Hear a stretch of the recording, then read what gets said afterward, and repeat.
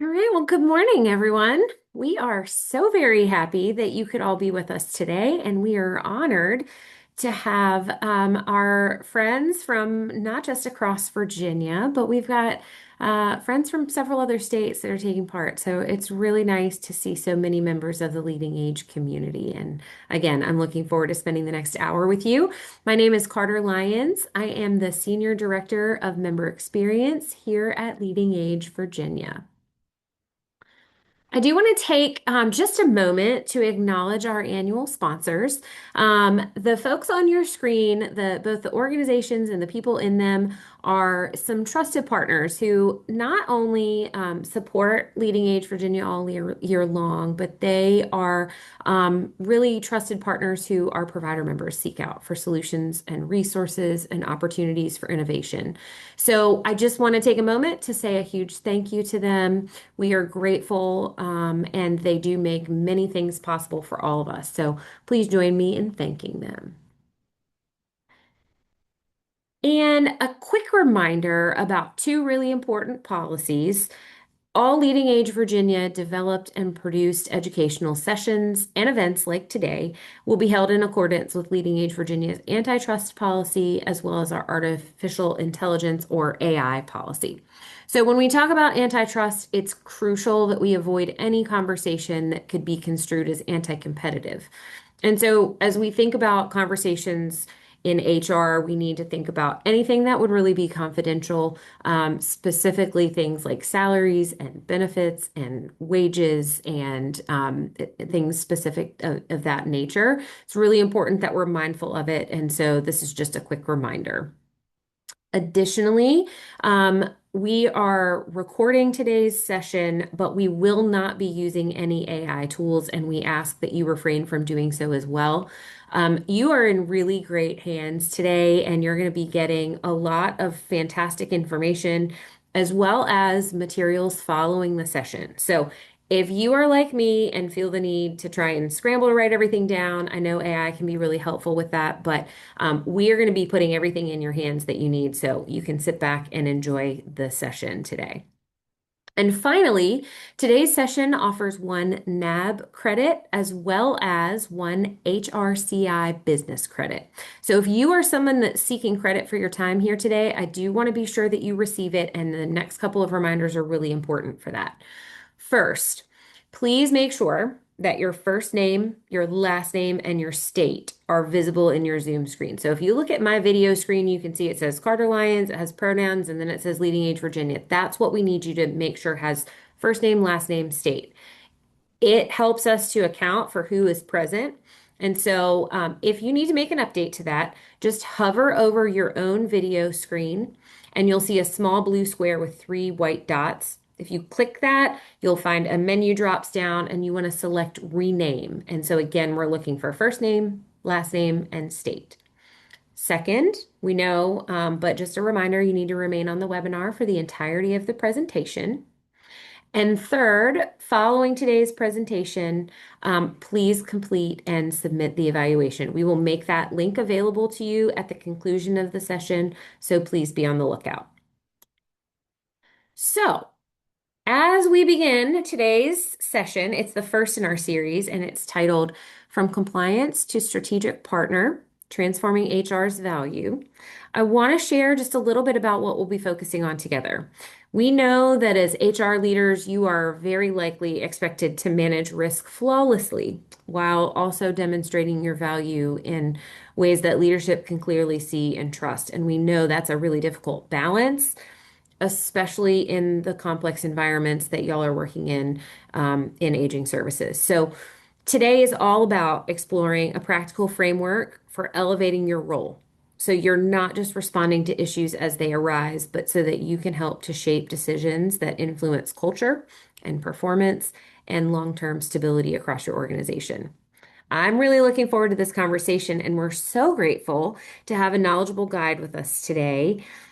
You will find that each of these three sessions build on each other. And so you will walk away with things today that will help to set you up for our conversation next week and that will help you to apply what you've learned.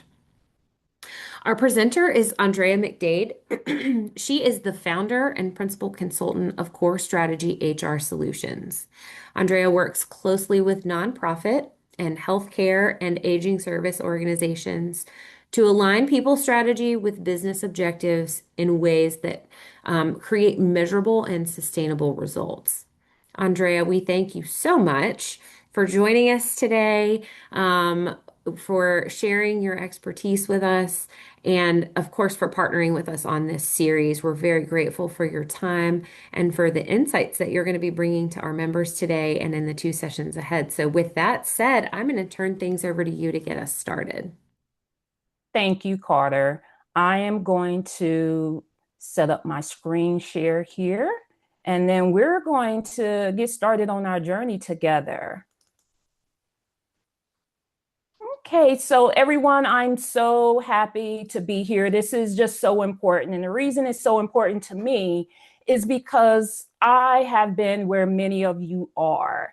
I spent the better part of my HR career in senior living, but I've also, my first career, I was a social worker, and I was a social worker in a senior living community for a few years. So I know exactly the pain points as well as the challenges that you face in the senior living community. But I also know like there's a lot that you have to do. And a lot of times you get caught up in the transactional reactionary type things when you are trying to serve those that really need your direct support and those that provide direct care in those communities. So I'm going to jump ahead here because Carter did a great job with making that intro there. And you all will get a copy of the presentation. I want to share that because there's going to be a lot of content. I'm not going to read word for word because I want to make sure I focus on those key points during our time together today. So what we're going to be covering in this webinar series, you already know we're going to be talking about a lot of pain points. And we're also going to talk about how do you demonstrate HR strategic value and ensure compliance. We're going to talk about from there, how do you connect employee performance to your mission? And then we're going to talk about how do you build sustainable talent pipelines and those development pipeways that's going to help you not only find, but keep your people. So today, we're going to focus on the strategic challenge of demonstrating HR strategic value and ensuring compliance. We have 3 learning objectives. Number 1, strategic HR foundation. We're going to assess current HR positioning within your organization, and you're going to identify some gaps between administrative and strategic functions. And you're going to receive at the end, after you complete today's session, you're going to receive a link to complete your own self-assessment. I'm going to talk about some key points. You're going to apply it later. Objective number 2, demonstrate business impact and build credibility.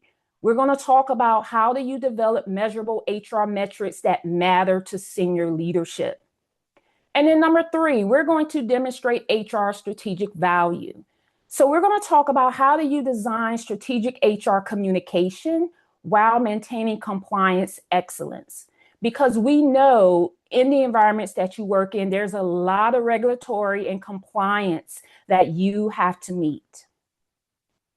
So let me just introduce you to CoreStrategy HR Solutions philosophy. So this is what every approach is grounded in. Transform, align, achieve. So CoreStrategy HR Solutions, the mission is to align people, purpose, and process to build cultures where everyone thrives. Well, we know as far as if you're trying to have a holistic approach to people, to HR in your community, you have to ensure alignment. And we're going to talk about what that looks like. When I talk about transform, I'm talking about creating purposeful change. When I'm talking about align, I'm talking about strategic integration of people, purpose, and processes. And when I'm talking about achieve, I'm talking about delivering measurable outcomes.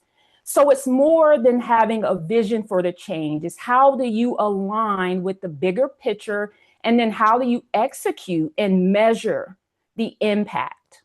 So we're going to get into that. But before we do that, I want to just again emphasize the strategic imperative for senior living.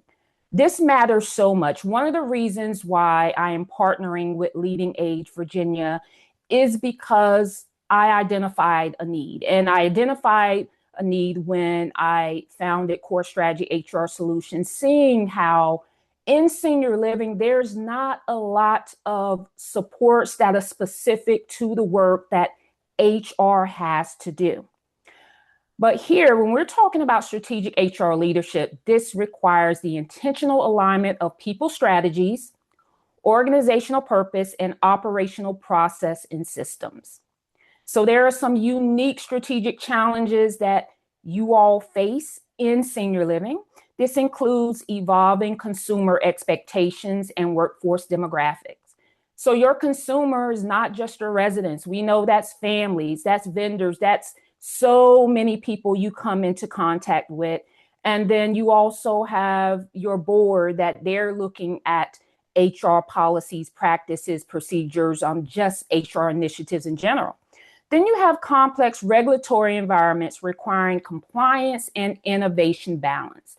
So you got to balance, how do you be innovative but still stay compliant? Because some things around compliance, it is just has to be that way. But you need to be innovative in order to continue to engage your team and meet the needs of those you serve. Then you have multi-generational workforce with varied expectations. We're going to talk a lot about that in the next session, not today, but next week. We're going to talk a lot about those opportunities and challenges you have with a multi-generational workforce. And then lastly, that direct connection between staff experience and resident experience. That is something very important because that is a really good indicator. If you're measuring the employee net promoter score, you should also be looking at your net promoter score for your residents. It reveals so much. That's going to help you, again, communicate the meaningful things around what leadership sees as important. All right, so I did some research because I wanted to see, like, where are we now? Where are we going? So when I was putting together this presentation, I came across this report from Multi-Housing News, and it was focused on 2026 senior living trends. And this here I'm sharing because I want to create the business case for why strategic HR is important, in particular for senior living. So I have a couple of quotes here. Demand from older adults continues to rise even as development pipelines remain thin by historical standards. The baby boomers have a very different vision of what is acceptable senior housing and what they are willing to pay for. If we don't adapt the product to their changing preferences, we will miss the opportunity in front of us. What does this mean? This says so much, and it's important thinking about, we're going to have so many seniors and not enough senior housing. But also, what's the other side of that coin? If you need more senior housing, if more senior housing is being built, you also need more staff. So how do you meet the demand and make sure that you have the right people, you identify the people, hire the right people, and keep them engaged? And we're going to be talking about how do we do that through the strategic HR leadership lens as we move forward with our journey for this webinar series.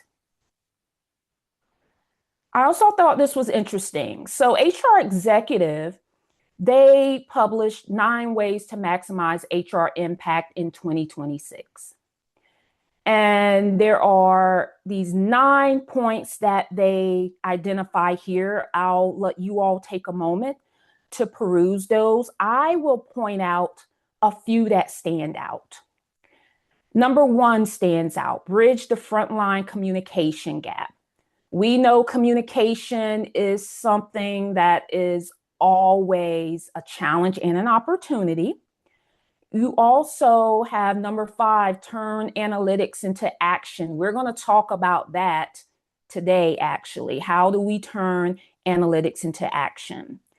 And then we're also going to be covering what does it look like as far as how we are fixing, going back to number 2, how are we looking at performance management systems? We're going to start talking about that today, and that's going to build through our journey through next week and through the final session. So again, wanted to share this with you because I thought it was very interesting to see where HR executive is seeing where we can maximize HR impact for this year. I want to take a moment because I want to know, like, where are you starting from? I want to meet you where you are, but I want to give you something to take with you. And hopefully you will see it as value and be able to apply it. But I do want to know, how would you currently describe your HR functions positioning in your organization? So I'm going to launch the poll here, and I want to know from you all where you fall. And I'm going to give you all, I'm going to launch now. I'm going to give you all a minute or so to select. So you have 4 options, primarily transactional, you have transitioning, strategically emerging, and then you have strategic partner. And I'm going to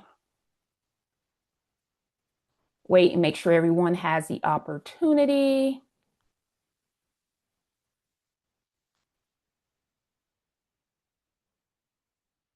A couple of more seconds here.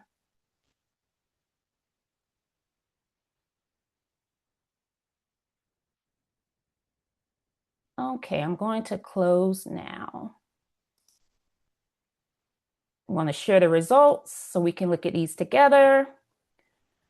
All right, so what I can see, it looks like most of you are strategically emerging. So that's really good. And then I also see followed by that is transitioning. But we also have a few of you that are primarily transactional, and then we have some strategic partners.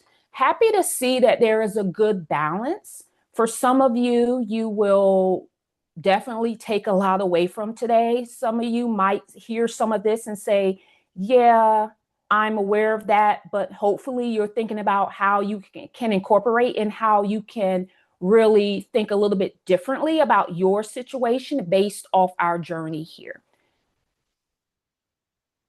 Okay, so thank you all for participating in the poll. All right, so let's really get into this journey here, what we're talking about. We're going to start by talking about how do we transform to create purposeful change through the lens of strategic HR foundation. So what does that require from you as an HR professional, as someone that supports HR if your function is not HR? Also want to share, I did a lot of research to find out what's out there for senior living HR. There's not a lot. There truly wasn't, and I dug and dug, and I'm a natural researcher. I could not find a lot of focused literature on senior living HR. But this stood out to me from McKnight Senior Living. And I want to read this quote because this is going to really set the context for the conversation that I am going to really lead us on here today. The HR profession is one focused on maximizing the potential of the workforce. So why does the same workforce and its leaders show us so little love? Part of the difficulty is our work is somewhat difficult to describe. So I want you to think about that for a moment. It's like, how do we make our work visible? HR knows the work is important. The people we serve don't always see the true benefit of the work. And that's where we're going to talk about how do we move that forward? How do we move from transactional support to strategic partnership? So let's understand the evolution. When I'm talking about strategic HR partnership, it's going to look very different from transactional HR support. Transactional HR support is more reactionary problem solving. So you wait until there's an issue, then you jump on it, you address it. It is also focusing primarily on compliance and administrative processes. It means you have limited participation in organizational planning. That means you are reporting on activities. And I want you to really hold on to that. You're really reporting on activities, time to fill, interviews conducted, etc. And you're viewed as administrative, administrative in necessity. Now, let's look at the flip side of that. Strategic HR partnership, that is where you are a true proactive partner on business challenges. So you are stepping outside of your lane and you are branching out across the organization to help solve real people business challenges. You also are using compliance as a foundation for additional strategic work. So it's not just checking the box to say, we did this and now because we have this regulatory requirement, that's done. You're connecting it to your strategic work. You're regularly participating in organizational strategy and development. You are reporting on outcomes, okay? Outcomes mean not just what you are doing, what was the impact? So quality of hire, retention, and engagement. And then lastly, you are recognized as a purpose critical function, meaning your function is a necessity to moving the mission forward. So we're going to approach this through CoreStrategy HR Solutions, Transform, Align, Achieve. So what we're going to do, we're going to be moving from transactional support to strategic partnership. This requires developing new capabilities and relationship models. We're going to align, and this is effective HR partners, connect people strategies directly to purpose critical outcomes, and then achieve. Purpose-driven organizations with strategic HR partnerships experience improved decision-making, enhanced change capacity, and greater purpose impact. So strategic partnership in senior living, there are sector-specific approaches. You can see I have blocked out on this side complex regulatory environments, because we know that's usually where you spend a lot of your time in senior living, but you have to balance compliance and innovation. So that means you have to position yourself strategically. And to start to do that, you have to connect workforce strategies directly to resident experience metrics. Earlier, I mentioned employee net promoter score and your net promoter score for your residents. You want to make sure you're connecting there. You want to build cross-functional innovation teams. So working across the organization. You want to translate compliance requirements into operational improvements. Don't just think about, I'm doing this just because the regulatory agency says I have to do it. How do you improve and make things more efficient and effective across operations? And then lastly, participate in quality initiatives alongside clinical leadership. This is important because if your community has a standalone health center, you know there are some real challenges on that side of the house, so to speak, when it has to do with trying to move certain initiatives forward, but also ensuring compliance and maintaining quality. So we're going to look at how do you build strategic partnership capabilities. The partnership approach is focus, understand, connect, demonstrate. Again, you're going to get copies of this slide. You don't have to write this down or do a lot of screenshots, but I want to break this down for you. So the focus means that you're going to be engaging more. That means regular meetings with operational leaders. You're going to focus on business challenges, not just HR processes. So knowing what business challenges are, that is how you're going to start to be seen differently as far as a partner. Then you're going to understand, you're going to need to develop a deep understanding of your organization's service model and funding structure. If you are not already having those conversations and in partnership with your chief financial officer, your chief operation officers, again, could be different titles depending on your community size and structure. But if you are not in regular conversations with those two functions in particular, you are really having a missed opportunity. Connect, you're going to create tools that help operational leaders see connections between people strategies and purpose outcomes. So it's not just a nice to have, it is an imperative that you are connecting strategies to purpose outcomes. And we're going to really dig into how you do that very shortly. And then lastly, demonstrate. You're going to build credibility through data-driven insights that demonstrate HR strategic value. So you're going to be reporting differently. You're not just going to report on activities. Remember, that's transactional. You're going to be reporting on strategic HR, which is outcomes. So to really move now forward to operating in that manner, you have to have tools. We're going to talk about a couple of tools here today. You're going to receive some templates, some worksheets to really put this into practice for your organization at the end of the session. But first, we're going to talk about strategic HR alignment map.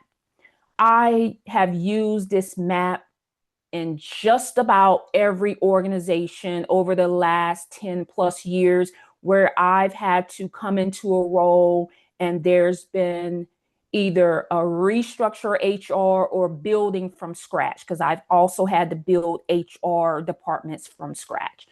And one of the first things that I have done is make sure I understand, what are we doing? Why are we doing it? Why does it matter?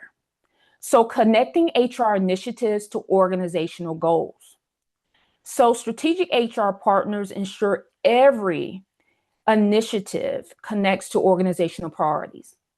So there is 4 steps in the strategic HR alignment map: vision anchoring, goal integration, strategic initiatives, and measure and iterate.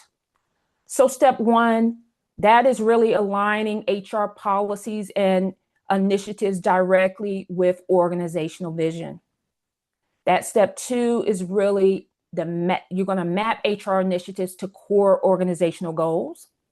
Step 3, you're going to design programs for talent acquisition, training, performance management, and compensation that support the vision. And then step 4, you're going to monitor HR program effectiveness, identify improvements, and refine strategies for ongoing alignment. This is so important.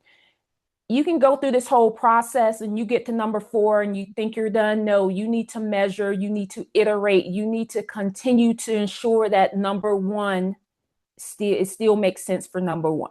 Okay. So what does this look like in practice? I'm going to walk you through it now. So we're going to use performance management implementation as an example. So if we were completing a strategic HR alignment map for performance management implementation, if we were starting with step 1, we're going to look at the organizational vision. So here, for this example, the vision is to be the leader of preferred services for older adults that enhance opportunities to live a thriving, purposeful life. Well, if we're looking at this through the lens of performance management, we're going to ensure performance management alignment by having a systematic performance conversation system that ensures staff understand how their work enables residents to live thriving, purposeful lives. And then we're going to move to step 2, where we have goal integration.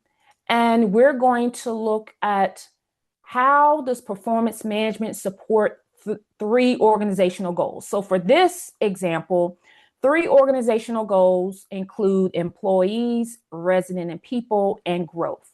And again, they have their own specific definitions, but this system that we're looking at is going to support these three goals: employees, resident people, and growth. Step 3, we're going to look at how do we design programs that support the vision. So we know what the vision is, we know now the path we have to take, but now we got to look at, well, what do we need to support this? We're going to look at performance evaluation tracking system. We're going to need manager training on HR documentation requirements. So we're going to need to look at performance management protocols that connect individual work to resident outcomes. And then we're going to need to look at competency frameworks that are aligned to the organizational values for advancement clarity. Step 4, that measure and iterate. This is where you're going to identify those key performance indicators, i.e. those KPIs. And here are some examples. One example is 95% on-time performance evaluation completion by Q2. Another is manager confidence in performance conversations. You can do a pre and post training assessment to measure. And then you also have, jumping down to this last bullet here, refinement. So a quarterly review of performance management effectiveness with leadership to make sure, again, it still meets the needs, going back to that step 1 of this process. So with that, you have your strategic HR alignment map. Now, what do you really do? How do you move it forward? How do you really connect it and make sure that you can demonstrate business impact and build credibility? Well, we're going to have to talk about some measurable HR metrics, in particular, measuring the HR impact. And another tool that is very useful is the logic model framework. So this is where you're moving from activities to strategic outcomes. Traditional HR reports what was done. This includes activities and outputs. Strategic HR demonstrates business value by connecting work to outcomes. So the logic model framework provides the strategic translation of, you have inputs and resources, you have your activities, you have your outputs, you have short-term outcomes, you have intermediate outcomes, and then you have long-term outcomes. And I'm going to define those for you now. So to really understand the components, because there's a lot of components here, but once you really start to work on this, everything just flows so clearly. So it really helps with clarity as well. So first thing, inputs and resources. So these are, what are your resources invested? So this is HR staff. What partnerships do you need? Do you need any legal resources? What technology systems do you need? Then you have activities. What HR does, the programming, the initiatives, the interventions, the processes. What are the outputs from that? The direct products of activities, so completed programs, updated policies, trained employees. Short-term outcomes are more immediate results. Intermediate or more medium-term organizational changes. And then long-term outcomes are mainly ultimate organizational impact. So again, this is what really helps you complete a logic model to really move from measuring and seeing how these things come into place.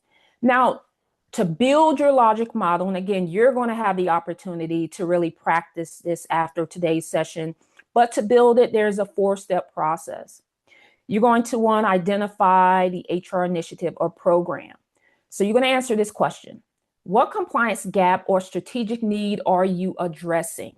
You should always start with a question around the need, okay? Number 2, you're going to map the pathway from inputs through outcomes. So what resources, activities, outputs, outcomes are needed? Number three, you're going to connect outcomes to organizational priorities. So you're going to ask the question, how does this advance compliance, risk mitigation, or operational excellence? And then number four, you're going to translate the logic model into business language. And we're going to talk more about that today, about the business language. But this is where you're going to use leadership's language, and that language that's important to them: risk mitigation, regulatory compliance, and organizational sustainability. So what does this look like in practice? We're going to stick with performance management implementation because, again, we're building here. So you see how we started with the strategic HR alignment map, how we're moving to the logic model, and then how we're going to be communicating. So if we're looking at putting this together, again, those organizational goals that are supported: employees, resident people, and growth. I'm going to start filling this in here so you can see we have inputs and resources. We have HR, department managers, some performance management software, legal compliance resources. We have some of our activities where we have to develop competency frameworks aligned to organizational values. We have some outputs that competency frameworks have been published and communicated. We have some short-term outcomes: 95% on-time performance evaluation completion by Q2. We have more intermediate outcomes, increased organizational commitment and engagement. And then we have some more long-term outcomes: sustainable organizational excellence through capable, engaged workforce. So again, this is really building it out so you can see it's not just about activities, what you're doing, it's about what those outputs are leading to long term, those outcomes here. So performance management, I chose performance management because, again, in the environment you work in, there's a lot of talk around compliance, and compliance is the foundation. If you are CARF accredited, you have to make sure your annual evaluations are on file. You have to, again, in the environments you work in, you have to make sure you're compliant with EEO and EEOC. You have to make sure you're compliant with ADA. You have to make sure you're compliant with so many employment laws that could be just specific to your state that you are operating in. So that is a foundation, but we move that to strategic and we elevate that through being able to map the work we do and measure on that work. And you can see here the strategic elevation by looking at measurable outcomes through short-term, intermediate, and long-term outcomes here, and how that really moves things forward here. So you have your strategic HR alignment map, you have your logic model. Now you have to communicate. You have to communicate. You put all this together, you put all this work into it. How do you get buy-in? How do you communicate it? Not just across the organization, but mainly to your leadership, because that's where you have to start to get that true buy-in. So we're going to talk about that.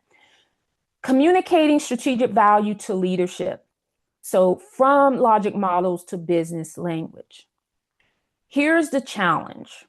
HR professionals often struggle to communicate the value. A lot of times we're talking through HR language, using a lot of the language that we know is meaningful, but it's not landing. It's not hitting its target with leadership because they're focused on how does this move the business forward.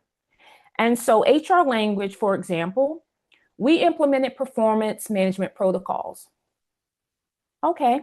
Well, how do we build that out so now it's more meaningful based off what we're talking about here, the meaning and what leadership really values? So here's some business language. We achieved 95% on-time performance evaluation completion by Q2, implementing systematic tracking that ensures employee development and transfers knowledge across the organization, improving workforce effectiveness, and increasing organizational commitment. Now, that is more meaningful than the HR language because it provides more metrics, it provides more details there. So what leadership actually cares about? And I'm just going to leave these up here for a moment, and I'm just going to click through. Leadership cares about how are we reducing legal exposure? How are we managing risk? How are we improving workforce effectiveness? How are we getting people to be more productive? How are we managing those labor costs? How are we reducing that overtime? How are we ensuring accreditation compliance? How are we strengthening the employer brand? How are we enhancing resident satisfaction and improving care outcomes through our teams? What work is HR doing to support that? How is the performance management system, the example we're using, helping with things of that nature? So we need to have a formula, because I like to break it down so again, you can build on it. Here's the formula. You're going to describe your measurable achievement. You're going to communicate organizational goal connection, and you're going to end with the business impact demonstration. So here's what it looks like. Measurable achievement, you're going to quantify what was accomplished with specific metrics and frameworks. And time frames. You're going to, for organizational goal connection, you're going to explicitly connect the achievement to strategic priorities, and that's what we've been talking about through the strategic HR alignment map. And then we're going to demonstrate the business impact by showing the outcomes leadership cares about. And those are all of the things we just talked through on the prior slide. So the template looks like this. We achieved your measurable outcome by your time frame, connecting to organizational goal, demonstrating business impact. Now, let me show you what it looks like put together. So we apply the formula. Let's stick with performance management.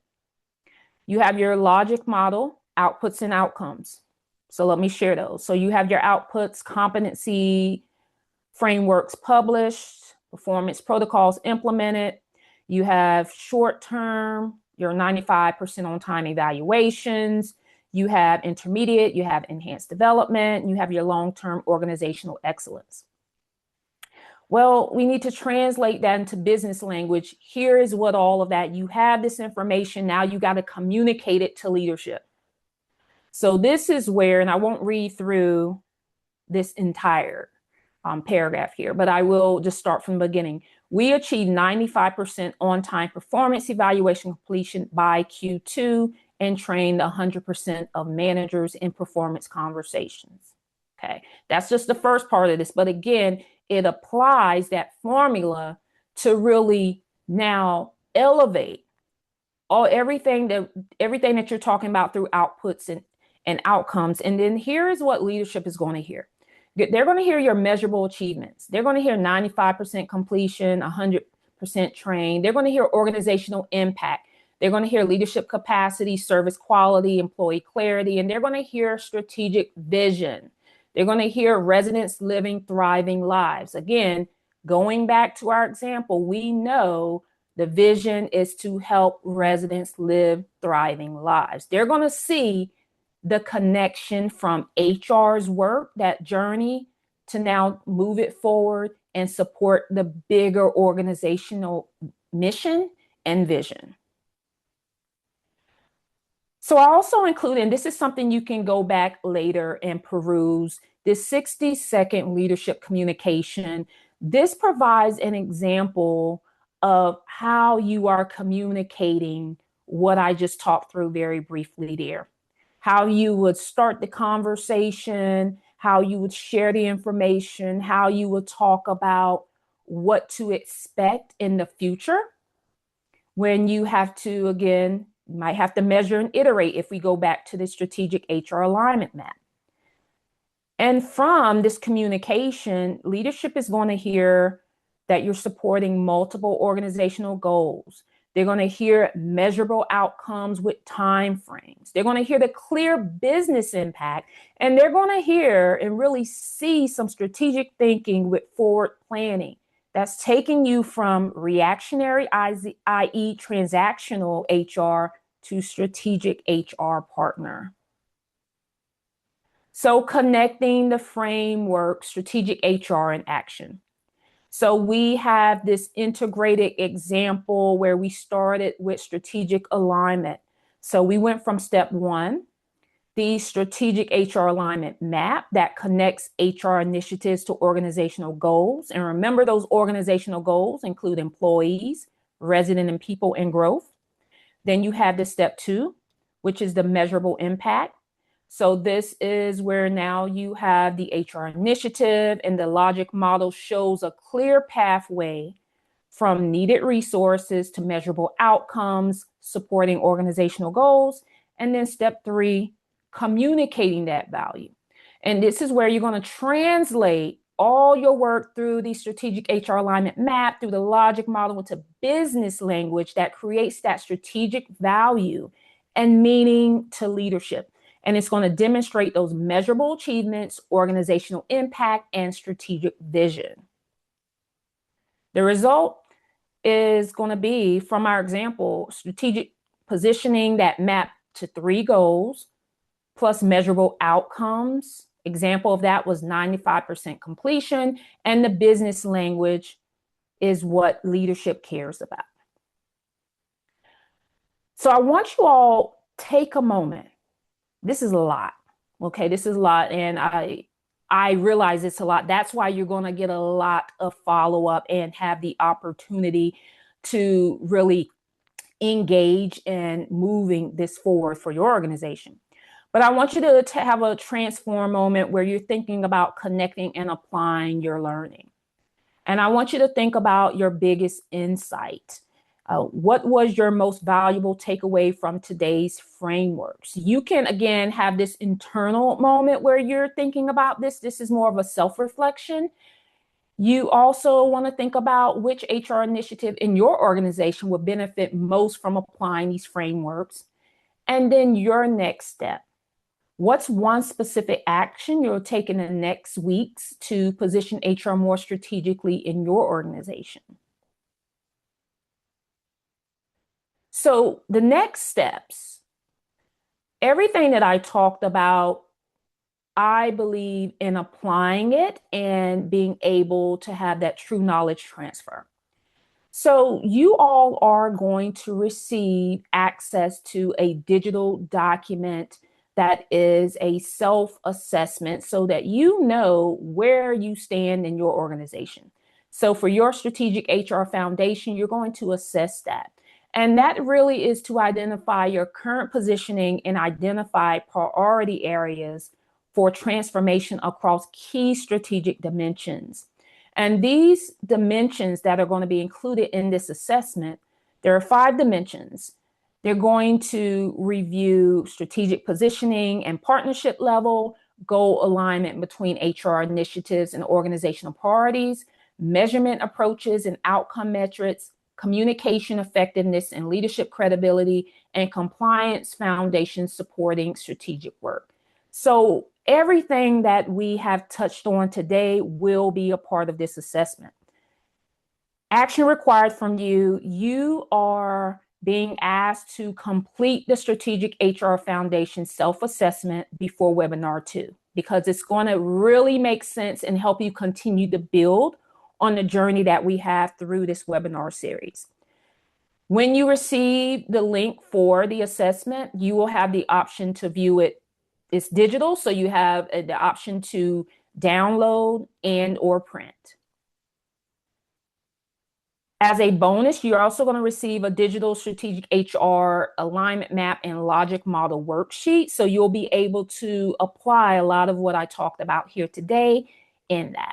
So as we prepare for webinar 2, again, we're building here. The journey is going to continue where you're going to come with your strategic HR foundation self-assessment, having thought about where you are in your organization, so that then we can really talk about how do you apply strategic positioning to performance management, showing visible connections between individual employee contributions and organizational goals across multi-generational teams.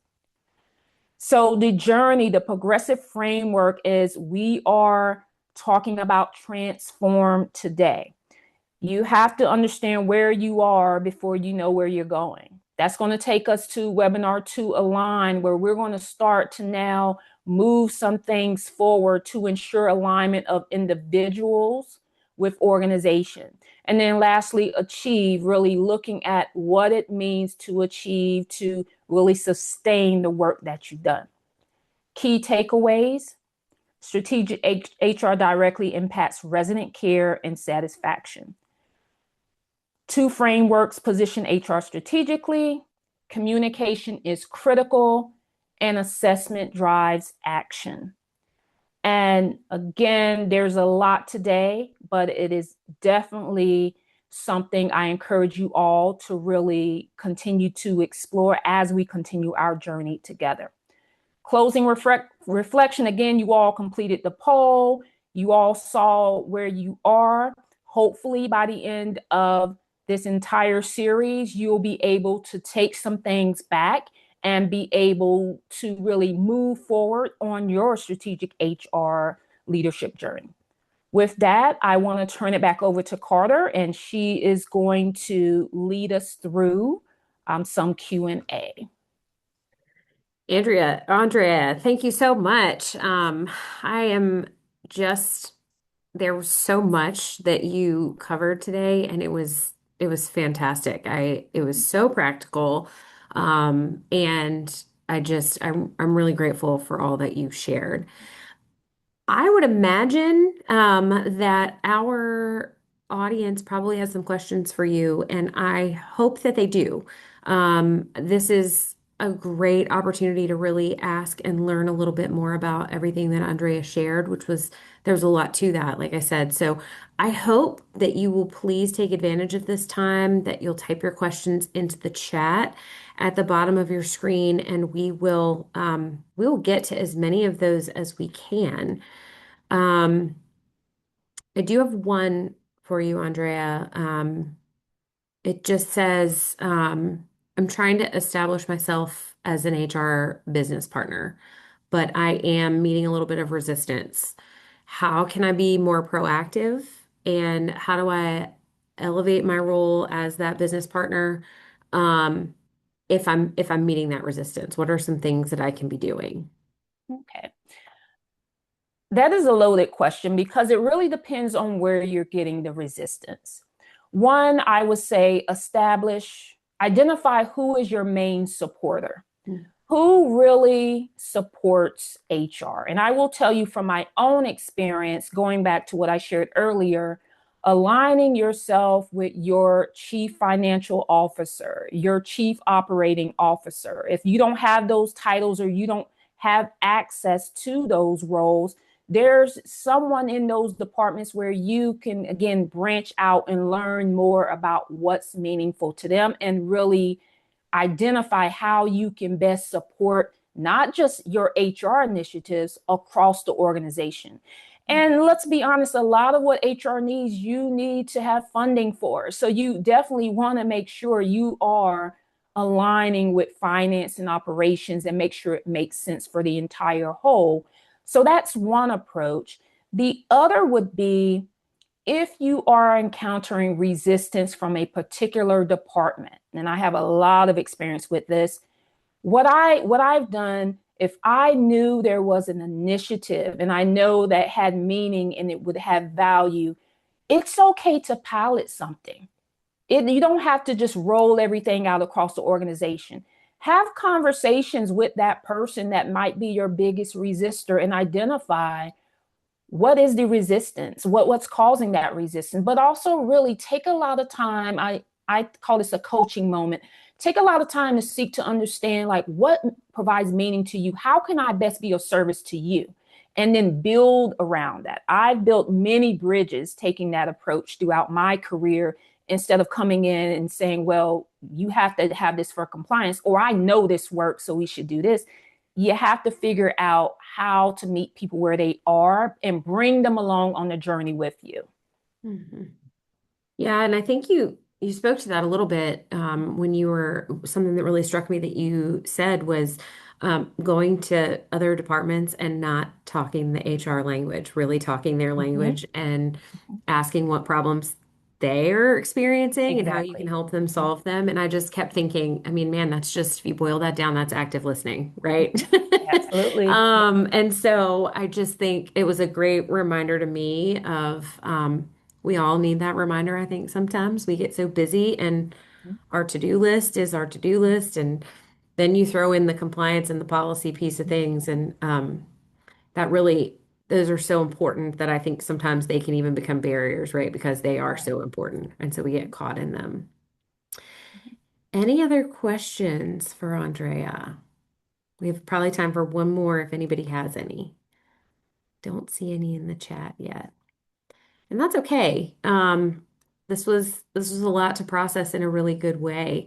And like I said, Andrea, this was really excellent.